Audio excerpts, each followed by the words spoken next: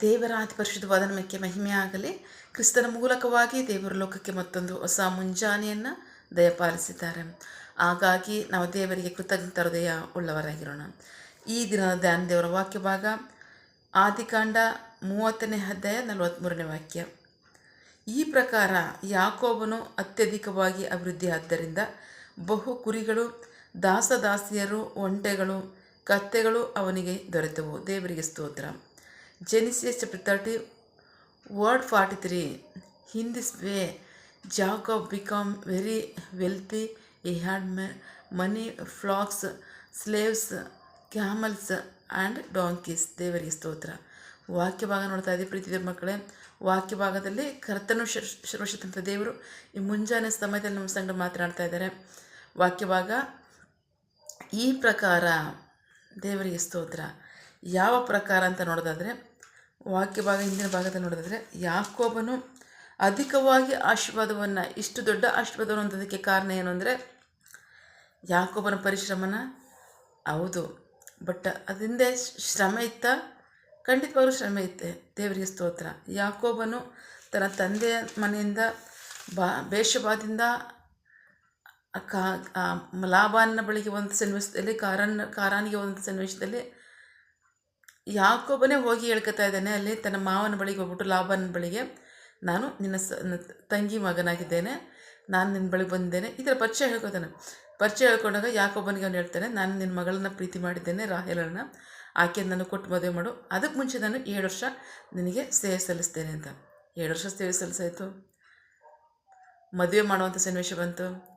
ಲಾಬಾನನೇನೋ ಇಬ್ಬರು ಹೆಣ್ಮಕ್ಳಲ್ಲಿ, ಲೇಯ ಮತ್ತು ರಾಹೇಲಲ್ಲಿ, ನಾನು ಲೇಯಳನ್ನು ಮದುವೆ ಮಾಡಿದೆ ಹೊರತು ರಾಹೇಲನ್ನ ಮಾಡೋಕ್ಕಾಗಲ್ಲ. ಇದು ಲಾಬಾನನ ಸಂಪ್ರದಾಯ ಮತ್ತು ಉದ್ದೇಶ.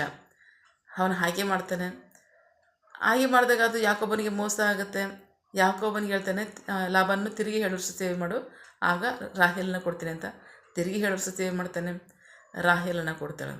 ರಾಹೇಲನ್ನ ಕೊಟ್ಟ ಪ್ರೀತಿಗೋಸ್ಕರವಾಗಿ ಯಾಕೋಬನ್ ಹೇಳ್ತಾನೆ, ಆಯಿತು, ನಾನು ನಿನಗೆ ತಿರುಗಿ 7 ವರ್ಷ ಸೇವೆ ಮಾಡಿಕೊಡ್ತೀನಿ ಅಂತ. ಅದು ಆಯಿತು.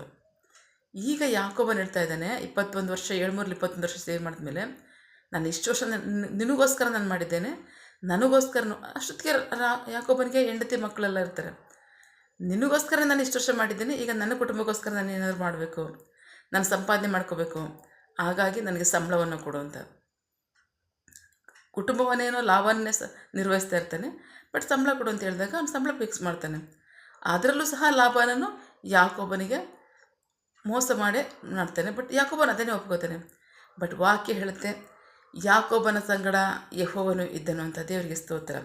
ವಾಕ್ಯ ಭಾಗ ನೋಡ್ತಾ ಇದ್ದೀವಿ. ವಾಕ್ಯ ಭಾಗದಲ್ಲಿ 31ನೇ ಅಧ್ಯಾಯ ನೋಡೋದಾದರೆ, ಯಾಕೋಬನ ಸಂಗಡ ಯೆಹೋವನು ಇದ್ದನು ಅಂತ ವಾಕ್ಯ ಭಾಗ ಹೇಳುತ್ತೆ. ಅಷ್ಟು ಮಾತ್ರ ಅಲ್ಲ, ದೇವದೂತನು ಯಾಕೋಬನ ಸಂಗಡವೇ ಮಾತನಾಡಿ, ನಿನ್ನ ಮಂದೆಯನ್ನು ನಾನು ಅಭಿವೃದ್ಧಿಪಡಿಸ್ತಾ ಇದ್ದೇನೆ ನೋಡು. ದೇವರಿಗೆ ಸ್ತೋತ್ರ.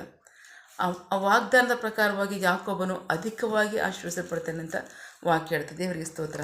ಬಹಳ ಪ್ರಮುಖವಾಗಿ ಪ್ರೀತಿ ದೇವ್ರ ಮಕ್ಕಳೇ, ದೇವರು ನಮ್ಮನ್ನು ಪ್ರೀತಿ ಮಾಡಿಕೊಟ್ಟಿರ್ತಕ್ಕಂಥ ಕಾರ್ಯಗಳು ಯಾವುದೇ ಆಗಿರಲಿ. ಏಕೆಂದರೆ ಯಾಕೋಬನೇನು ಸಾಮಾನ್ಯ ಅಲ್ಲ.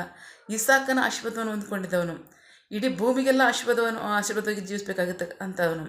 ಅವನೇ ನಂಬಿಗಸ್ತನಾಗಿ ವಿಧೇಯನಾಗ್ತಾ ಇದ್ದಾನೆ. ಅಷ್ಟು ಮಾತ್ರ ಅಲ್ಲ, ಅವನ ಜೀವಿತದಲ್ಲೇ ಬಂದಂಥ ಪರೀಕ್ಷೆಗಳನ್ನ ಅವನು ವಿಧೇಯನಾಗಿ ಎದುರಿಸ್ತಾ ಇದ್ದಾನೆ.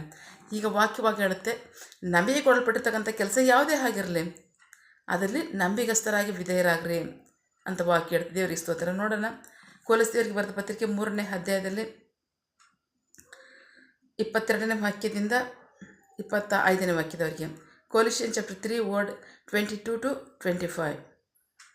ಸೇವಕರೇ, ನಿಮ್ಮ ಯಜಮಾನರು ನೋಡುತ್ತಿರುವಾಗ ಮಾತ್ರ ಸೇವೆ ಮಾಡುವವರಾಗಿರದೆ ದೇವರಿಗೆ ಭಯಪಡುವವರಾಗಿ ಸರಳ ಹೃದಯದಿಂದ ಕೆಲಸ ಮಾಡಿ ಮತ್ತು ಅವರಿಗೆ ವಿಧೇಯರಾಗಿರಿ. ನೀವು ಏನನ್ನು ಮಾಡಿದರೂ ಅದನ್ನು ಮನುಷ್ಯರಿಗೋಸ್ಕರವೆಂದೇ ಮಾಡದೆ ಕರ್ತನಿಗೋಸ್ಕರವೇ ಎಂದು ಹೃದಯಪೂರ್ವಕವಾಗಿ ಮಾಡಿರಿ. ಕರ್ತನಿಂದ ಬಹುಮಾನವಾಗಿ ಪ್ರತಿಫಲವನ್ನು ಹೊಂದುವಿರೆಂದು ತಿಳಿದಿದ್ದೀರಲ್ಲ, ಏಕೆಂದರೆ ನೀವು ಕರ್ತನಾದ ಕ್ರಿಸ್ತನನ್ನು ಸೇವಿಸಿರುವವರಾಗಿದ್ದೀರಿ. ಆದರೆ ಅನ್ಯಾಯ ಮಾಡುವವನು ತಾನು ಮಾಡಿದ ಅನ್ಯಾಯಕ್ಕೆ ತಕ್ಕದ್ದನ್ನು ಹೊಂದುವನು ಮತ್ತು ಅದರಲ್ಲಿ ಪಕ್ಷಪಾತವಿರುವುದಿಲ್ಲ. ದೇವರಿಗೆ ಸ್ತೋತ್ರ. ಯಾಕೋಬನು ಆಶೀರ್ವಾದ, ಇಸಾಕನ ಆಶೀರ್ವಾದ, ಅಬ್ರಹಾಂ ಇಸಾಕನ ಆಶೀರ್ವಾದದವನಾಗಿದ್ದಾನೆ. ಬಟ್ ಇಲ್ಲಿ ಏನೋ ಗುಲಾಮನಾಗಿ ದುಡಿತಾ ಇದ್ದಾನೆ. ಸೊ ಅದರ ನಂಬಿಗಸ್ತನಾಗಿ ವಿಧೇಯನಾದರೆ, ಖಚಿತವಾಗಿ ನಂಬಿಗಸ್ತನಾಗಿ ಅವನು ವಿಧೇಯನಾಗಿದ್ದಾನೆ. ದೇವರು ಅವನ ಸಂಗಡ ಇದ್ದು ಅವನು ನಡೆಸ್ತಾ ಇದ್ದಾನೆ. ಸೊ ಅವನ ಮೂಲಕವಾಗಿ ಅಷ್ಟು ಮಾತ್ರ ದೊಡ್ಡ ಆಶೀರ್ವಾದವನ್ನು ದೇವರು ಶೀಘ್ರವಾಗಿ ಅವನಿಗೆ ಅನುಗ್ರಹಿಸಿದರು. ಸೊ ಹಾಗಾಗಿ ಪ್ರೀತಿ ದೇವ್ರ ಮಕ್ಕಳೇ, ನಾವು ಯೇಸು ಕ್ರಿಸ್ತನನ್ನು ಧರಿಸ್ಕೊಂಡಿದ್ದೀವಲ್ಲ, ಕ್ರಿಸ್ತನು ನಮ್ಮಲ್ಲಿ ನಿವಾಸ ಮಾಡ್ತಾ ಇದ್ದಾನಲ್ಲ. ಸೊ ನಮಗೆ ಕೊಡಲ್ಪಟ್ಟಿರ್ತಕ್ಕಂತಹ ಕಾರ್ಯಗಳೇನಿರ್ಬೋದು, ಅದು ಚಿಕ್ಕ ಕಾರ್ಯ ಆಗಿರ್ಬೋದು, ದೊಡ್ಡ ಕಾರ್ಯ ಆಗಿರ್ಬೋದು, ದೇವರು ನಮಗೆ ಕೊಟ್ಟಿರ್ತಕ್ಕಂಥದ್ದೇ ಅಂತ ತಿಳ್ಕೊಂಡು ಅದು ದೇವರು ನಮ್ಮ ಸಂಗಡ ಇದ್ದಾನೆ, ಮನುಷ್ಯರಿಗೋಸ್ಕರವಲ್ಲ ನಾವು ದೇವ್ರಿಗೋಸ್ಕರ ಮಾಡ್ತೀವಿ ಅಂತ ನಂಬಿಗಸ್ತರಾಗಿ ಭಯಭಕ್ತಿಯುಳ್ಳವರಾಗಿ ನಾವು ಕಾರ್ಯ ಮಾಡೋದಾದರೆ, ಕರ್ತನು ನಮ್ಮ ಸಂಗಡ ಇದ್ದು ನಮ್ಮನ್ನು ತಕ್ಕ ಕಾಲದಲ್ಲಿ ಅಭಿವೃದ್ಧಿಪಡಿಸುವವರಾಗಿದ್ದಾರೆ. ಅಷ್ಟು ಮಾತ್ರ ಅಲ್ಲ, ಅನ್ಯಾಯ ಮಾಡುವವನು ಅದಕ್ಕೆ ತಕ್ಕ ಪ್ರತಿಫಲವನ್ನು ಹೊಂದುವವನಾಗಿರ್ತಾನೆ.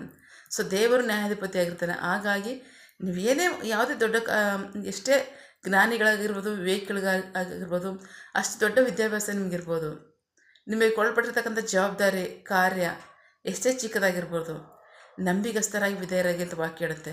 ಏಕೆಂದರೆ ನಾವು ಯೇಸು ಕ್ರಿಸ್ತನನ್ನು ಧರಿಸ್ಕೊಂಡಿದ್ದೀವಿ, ಆತನು ನಮ್ಮಲ್ಲಿಯೂ ನಮ್ಮ ಸಂಗಡವೂ ಇದ್ದಾನೆ. ವಾಗ್ದಾನ ಮಾಡಿದಾರಲ್ಲ, ಯುಗದ ಸಮಾಪ್ತಿಯವರೆಗೂ ಎಲ್ಲ ದಿನಗಳಲ್ಲೂ ನಾನೇ ನಿಮ್ಮ ಸಂಗಡ ಇದ್ದೇನೆ ಅಂತ. ನಮ್ಮ ಸಂಗಡ ಇದ್ದಾರೆ, ನಮ್ಮೊಳಗೆ ಇದ್ದಾರೆ. ಹಾಗಾಗಿ ಯಾವುದೇ ಕಾರ್ಯದಲ್ಲಿ ನಂಬಿಗಸ್ತರಾಗಿ ವಿಧೇಯರಾಗಿರಿ. ತಕ್ಕ ಕಾಲದಲ್ಲಿ ದೇವರು ಅದನ್ನು ಅಭಿವೃದ್ಧಿಪಡಿಸಿ ಮೇಲಕ್ಕೆ ತರುವವರಾಗಿರ್ತಾರೆ. ಆಮೇನ್. ಪ್ರಾರ್ಥಿಕೊಳ್ಳೋಣ. ಸಕಲ ಸೃಷ್ಟಿಕರ್ತನೇ, ಸರ್ವಾಧಿಕಾರಿಯೇ, ಸಾರ್ವಭೌಮನೇ, ಉನ್ನತನೇ, ಮಹೋನ್ನತನೇ, ಮಹಾಪರಿಶುದ್ಧನೇ, ಪ್ರೀತಿ ಸ್ವರೂಪನೇ, ನೀತಿವಂತನೇ, ಅಧಿಪತಿಯೇ, ಸೇನಾಧೀಶ್ವರನೇ, ಇರುವಾತನೇ, ಸರ್ವವ್ಯಾಪಿ ಸಪ. ಇದನ್ನು ವಾಕ್ಯಗಳ ಮೂಲಕವಾಗಿ ನಮ್ಮ ಸಂಗಡ ಮಾತಾಡಿದಂತಹ ನಿಮ್ಮ ಪ್ರೀತಿಗಾಗಿ, ನಂಬಿಗಸ್ತಿಗಾಗಿ ನಿಮಗೆ ಸ್ತೋತ್ರ. ವಾಕ್ಯ ಭಾಗದಲ್ಲಿ ನೋಡೋದಾದರೆ, ಕರ್ತನೇ ಎಸಪ್ಪ, ಯಾಕೋಬನ ಸಂಗಡ ನೀವಿದ್ರಿ ಅಂತ ವಾಕ್ಯ ಹೇಳುತ್ತೆ.